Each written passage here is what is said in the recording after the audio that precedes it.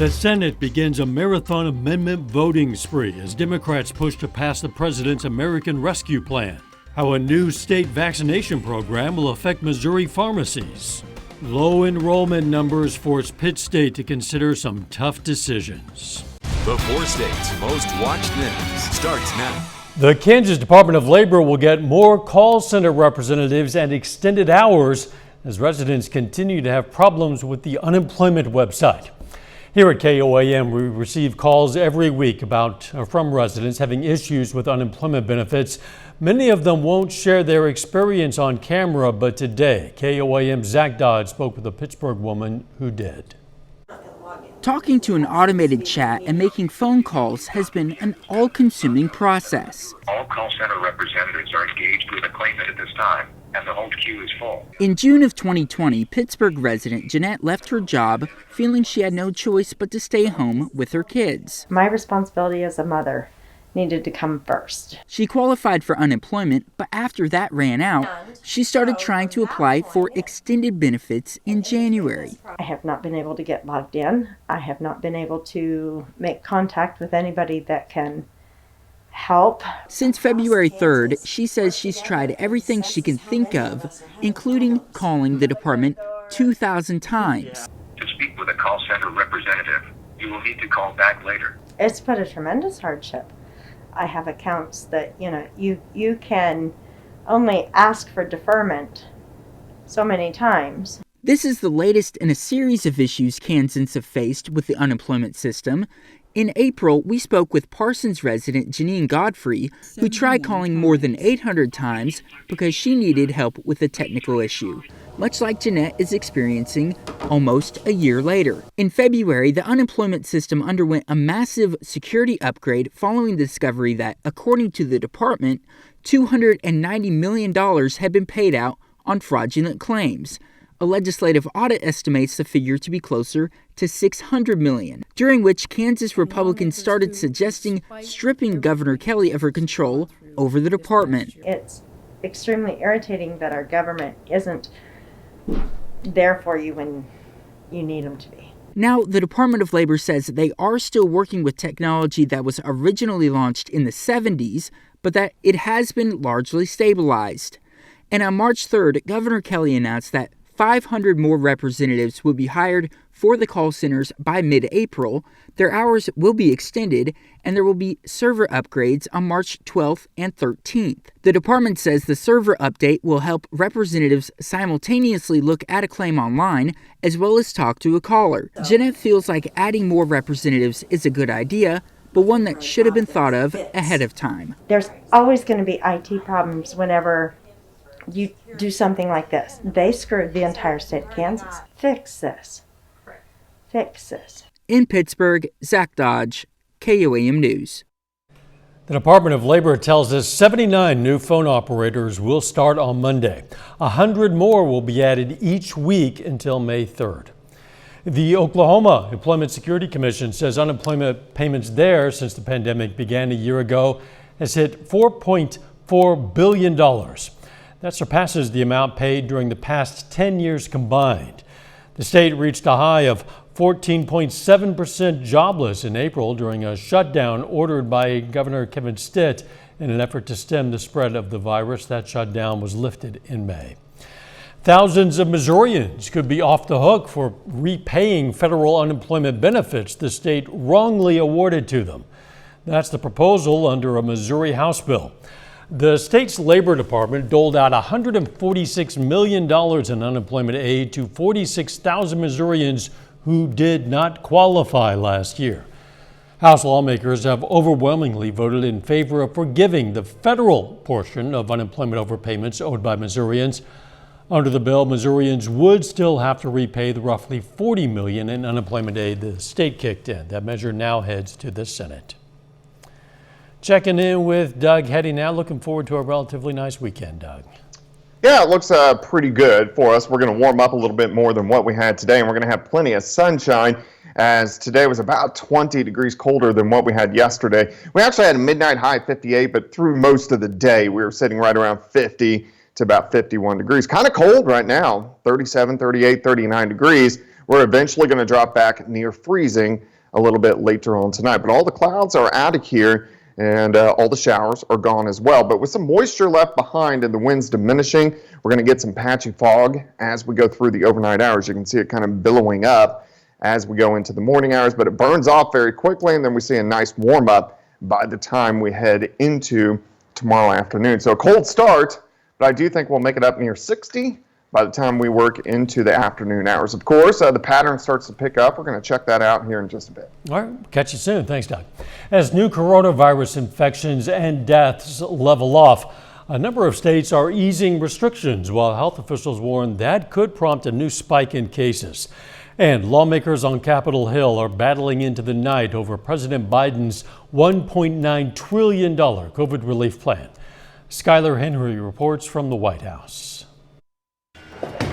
The sound of a gutter ball can be heard once again in New York City, and movie theater projectors are rolling as the nation's largest city eases more COVID-19 restrictions. I was just so tired of sitting on my sofa and streaming movies, so I'm out of the house. On Friday, Arizona joined Texas, Mississippi, and Connecticut in announcing plans this week to cut restrictions. We have seen this movie before. When prevention measures like mask mandates are rolled back, cases go up. In a new study, CDC scientists say there's evidence that masks lead to fewer infections and deaths, while reopening restaurants increases them. Dr. Anthony Fauci warned that the recent leveling off of cases also brings concern. That plateau is about 60 to 70,000 cases a day.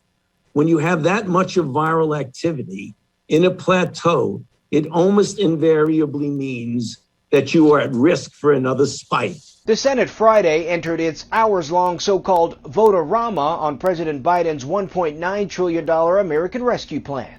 The American people are reaching out to us, and they're saying we are hurting. Senate Democrats tackled hurdles over a key element, unemployment benefits. There is some bipartisanship, we believe, to change the bill, but apparently that's an unpardonable sin on the other side. Under an agreement said to be accepted by West Virginia moderate Joe Manchin, who was a holdout throughout the day, Democrats will now offer an amendment to extend enhanced benefits through early September at $300 a week. A final vote on the 628-page bill is expected sometime over the weekend. Skylar Henry, CBS News, the White House. Johns Hopkins says almost 29 million Americans have been infected by the coronavirus. Missouri Governor Mike Parson says pharmacies throughout Missouri will begin receiving prioritized shipments of the COVID-19 vaccine through a new state pharmacy program. We spoke with one Webb City pharmacist to see the local impact this would have. He says these shipments will help pharmacies deal with a growing waiting list. Well, we started putting people on the list a couple of months ago, I believe. Yeah, and so now we're just, now that we're going to be getting a predictable supply of vaccine, it makes it much easier to schedule patients and get them in. Fletcher adds that anyone who wants to get on their waiting list can do so by going to their website or calling them. Crawford County officials cite declining hospitalizations and COVID-19 cases as the reason behind their decision to lift some COVID-19 restrictions. County officials today voted to remove capacity restrictions for businesses, but the county will still follow the state's mask mandate. Officials said the decision was made because of declining COVID-19 cases in the county. The health department reported 18 new cases this week, down from 36 reported last week. The county currently has 43 people in isolation. Kansas Governor Laura Kelly says the state plans to give thousands of meatpacking plant workers their first COVID-19 vaccines by the end of next week. Vaccinations for meatpacking workers began yesterday afternoon, and Kelly says the state plans to administer the first of 2 doses to more than 12,000 of them. Still ahead, low enrollment numbers forced Pitt State officials to decide on the future of some of the university's programs. And later, it's championship night for the Class 5 District 12 Boys Tournament in Missouri. Highlights from Webb City's matchup with Nevada in sports. Certain academic programs at PSU could be discontinued in the near future. But as KOAM's Mike Mahoney learned talking to Pitt State's provost, the term discontinue can be misleading. Manny Vasquez is a PSU senior who came from a big high school where plenty of his fellow classmates made a different choice when it came to higher education. Yeah, coming from Dallas, I graduated with about 1,400 people. So I knew a lot of people that decided to go straight into the work. That's one reason enrollment has been down at PSU and many other colleges across the country. Well, the demand for higher education nationwide is not what it once was. There's just not as many graduates from K-12 schools, obviously, and so really we're all going after sometimes some of the same students. As a result, PSU is continuously monitoring which of their academic programs are popular and which are failing to attract students. And while it's not fun, sometimes the college needs to discontinue programs which don't have many students enrolled. We need to be good stewards of our finances and of our resources.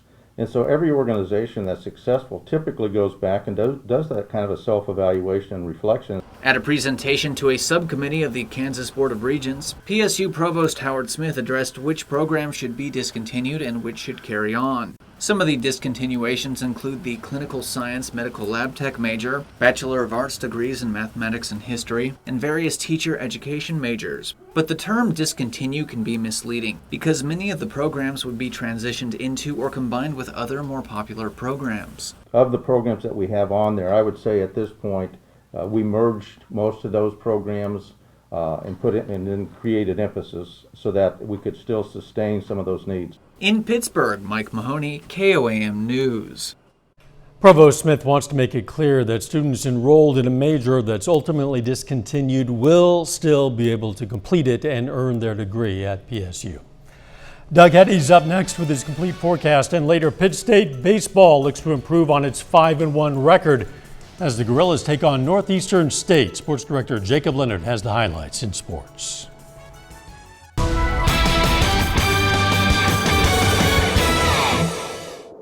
Well, it turned out to be a cooler day for us today. We had the clouds, we had the on and off little showers across the region, which didn't amount to much, a couple hundredths of an inch, and that is just about it in the rain bucket. But about 20 degrees colder this afternoon compared to what we had yesterday afternoon. Looks good though now. Great shot. This is Indigo Sky Casino and Resort. Of course, Indigo is just outside of Seneca, Missouri, and it looks like as we go through the rest of the overnight hours for us tonight, we'll continue to see pretty good conditions, but we are going to see a little bit of patchy fog. Let's see if this thing is going to lock up on me or not.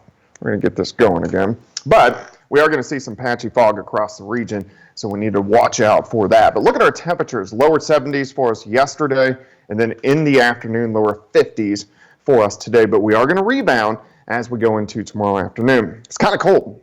Upper 30s. We're going to drop back near freezing later on tonight. Also, we're getting some patchy fog starting to build in, as you can see on the Kansas and the Oklahoma side.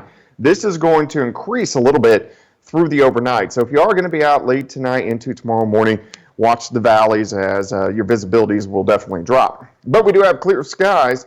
This system's out of here, rotating off across the southern parts of the plains. And if we go to the west, not much going on. This is our weather as we head into Saturday, Sunday, Monday, and Tuesday. You see that big ridge of high pressure out toward Denver. That's going to give us fantastic weather and really nice spring-like temperatures. It's what's right behind it.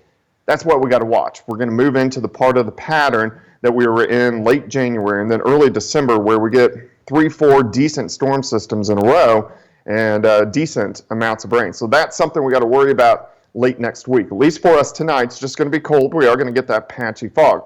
Tomorrow looks great. Sunny skies, temperatures fantastic, 60, 61 degrees during the afternoon. Once the fog burns off, the winds are going to be light. Clear skies for us tomorrow night. Not quite as cold. We drop back into the upper 30s. A few high, mid-level clouds, but still mostly sunny on Sunday. A little windier. The winds increase a little bit, but our temperatures go into the mid-60s for highs. Now, Monday looks good. Tuesday looks good. Chances for showers start to increase Wednesday, so we're jumping to Thursday. Much better chances for showers and thunderstorms. We're going to be on the warm side of this system, so some of these thunderstorms could be decently strong, but as the main system pulls out on Friday, that's when we're going to have a chance to possibly get strong to severe storms. You can see the contrast here. Just north of us, you get snow, and then we're in the thunderstorms. So this is a big storm system that we want to watch as we head into late next week. In fact, plenty of chances for rain. Look at these chances. We got rain chances increasing Wednesday, Thursday, Friday, and then all the way through next weekend. So we're going to have 4 or 5 days that it's going to be fairly wet. May even get a little bit of snow mixing in on the backside. So enjoy this weekend. Get outside. 60, 62 on Sunday, 65 on Monday, 67 on Tuesday, and then chances for thunderstorms, but at least temperatures staying warm. If you have any rain chances and thunderstorm chances, you know it's springtime in the 4 states. Yeah, it's really going to pick up over the next few weeks. I guess so. Thanks, Doug. Coming up in sports, Webb City and Nevada square off in the Class 5 District 12 tournament. Plus, it's semifinal night at the 3A Sub-State tournament in Riverton. Jacob Leonard has the highlights next.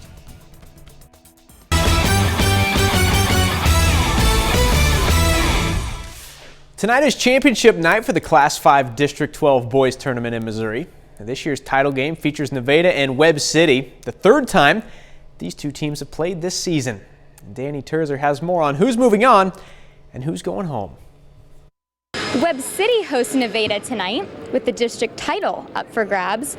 These two teams split their regular season series. Nikai Howard finds Trenton Hayes for the 3. He had 4 threes in this one. Then Logan Applegate, patient. He separates, step back jumper is good. Applegate drops a team high 29 points. Here's Ben Hines with the 2-handed jam. Crowd loves it. 8 seconds left. Makai Gerard drains the 3, 1-point game. This one goes down to the wire. Nevada wins it 52-49. They're led by Logan Applegate, who's as good a player, but more importantly, as good a leader as you'll find in high school basketball. But then his buddies, Logan and Lane McNeely, Ben Hines, they make a nucleus of leadership, those 4 seniors that not only with their play, but with their attitude, with their demeanor, that they're going to bring it all each and every night. Win, lose, or draw, they're going to leave it all on the floor. That carries over throughout the program, and we just would expect nothing less in a game like this. Nevada boys are Class 5 District 12 champions. The Tigers will be moving on. They'll face Logan Rogersville in the sectional round on Tuesday. Danny Terzer, thank you. Class 4 District 12 championship also tonight. It's East Newton hosting Mount Vernon. First quarter, 3 here gives Mount Vernon its first lead at 3-2. Other end, Patriots respond, triple in the corner. It's Tanner Youngblood. East Newton up 2 after 1. Then they really got going. Pass goes out to Lucas Kimbrough on the wing. Big night for him. Kimbrough passes 1,000 career points this evening. Into the quarter, Youngblood corner at the buzzer. Patriots up 17 at the break. East Newton Patriots are district champs. They get the win 66-58. The Lamar Tigers have a shot at a district title tonight, hosting Barstow in the Class 4 District 13 championship. Tonight it is the Knights winning a tight one to advance 50-49. On the Kansas side tonight, semifinal night at the 3A Sub-State tournament in Riverton. And the first semifinal of the evening is one we've been waiting for. It's Frontenac taking on top-seeded Galena. Galena has not lost since December. Jordan Fudge, dude was a monster early, throws it down there. 10 in the first for Fudge, finished with 20. Later in the first, Brett Sarwinski, the rare 4-point play, 3 and the foul. Sarwinski scores a game-high 23. Galena owns the second quarter. Deacon Henson, 3 from the right side. Bulldogs up 32-24 at the break. Frontenac slowly erases the lead in the fourth. Michael Doria, big 3 ties the game, but Galena closes it out at the line late. Bulldogs back in the Sub-State Championship 51-46. We've talked about it all year long. You know, first goal is to try to win that conference championship, and we succeeded in that. But that's not the ultimate goal. After where we got last year, we made it to the Final Four, and we got cut short there at the end. That was been our goal all year long, to try to get back to that point and see if we can get a little bit further. Other side of the bracket now, Columbus and tournament host Riverton. A good start for Riverton. Isaac Welch, 3 from the right side. Moments later, Jamie Richardson, 3 of his own. Rams up 4 going to the second. The Titans try to close that lead. Cole Minor to the rack, plus the foul, but Riverton finishes the half strong. Welch with the steal, takes it all the way himself. Rams win at 36-19. They'll face Galena in the championship game tomorrow night. The Chanute Blue Comets at home against Parsons with a chance to move on to state. This one is a really good one, but Parsons earns its 4th consecutive trip to state, 62-54. The Pittsburg State Gorillas are 5-1 to start the baseball season. Pitt State took 2 of 3 from Fort Hays State last weekend in their first conference series of the year. Now, Gorillas back home this weekend for a 3-game series against Northeastern State. Game 1 today, Gorillas get the first 2 on in the first, but Northeastern State out of the jam with a double play. That ends the inning. Game still scoreless. Second inning, Grayson Pinkett draws a throw to first. It's not a good one. It allows Ryan Koval to score from second. Pinkett gets to third. Later in the inning, Adam Tice shoots it back up the middle. Pinkett comes home. Gorillas get the first 2 of the day. PSU takes game 1 over the Riverhawks 5-2. Missouri Southern up to number 5 in the nation, kicking off their series against Washburn today. Lions win at 3-1. Zach Parrish, 6 scoreless, while striking out 5. And that's a look at sports. We're back with more news after this.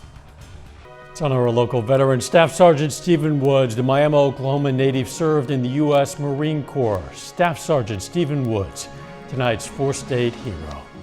Checking back with Doug now for a final look at the weather. All right, Dow, it's going to be cold tonight. We're going to drop back near freezing. Some patchy fog across the region, but plenty of sunshine for us tomorrow. Temperatures are going to warm up 60 to about 62, much of the same, a little bit warmer on Sunday. We continue to warm up next week, but thunderstorms by Wednesday. Thanks for joining us. Enjoy your weekend. Let's take care of ourselves and each other.